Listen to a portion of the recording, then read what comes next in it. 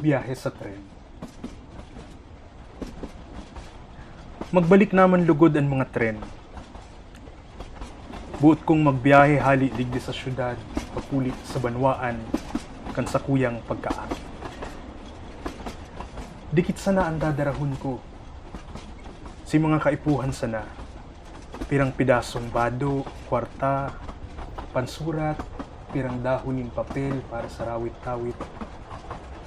Malunad ako sa pinakaharaning istasyon, dangan pipilion ang marhay na tukawan para sa ugmakan paglakbay.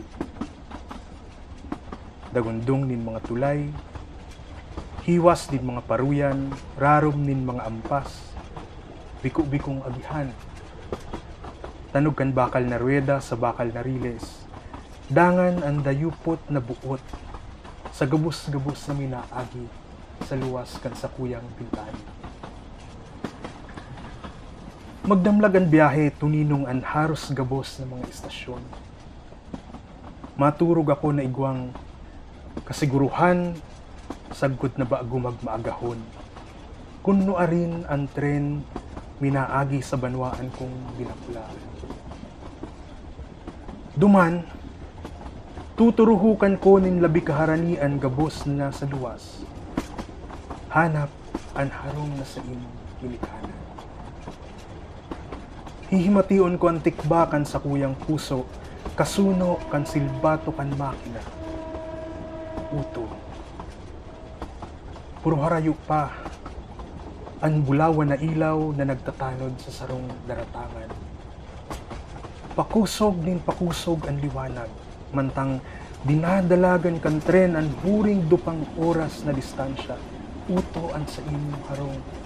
Buot ko maglaog duman, paruhon, dagugon, namitan, kaptan, sa kamahilingan gabos na dapit sa imo. Pati na ang mga girmdom.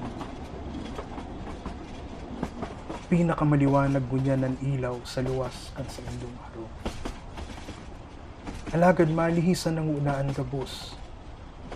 Dangan ang sa indong harong masadit, sagkod na mapara ini sa sakuyang paghiling.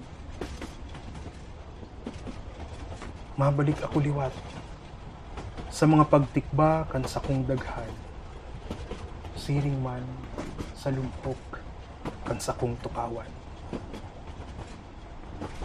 Minaagi sana ako pasiring sa masunod na istasyon sa kasabababaan na padumanaw.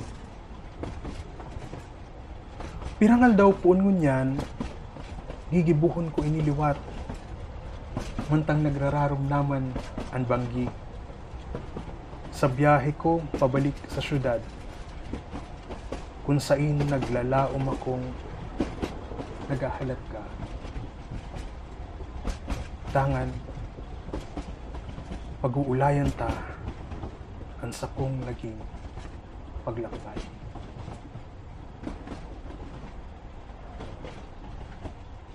Biyahe kan tren.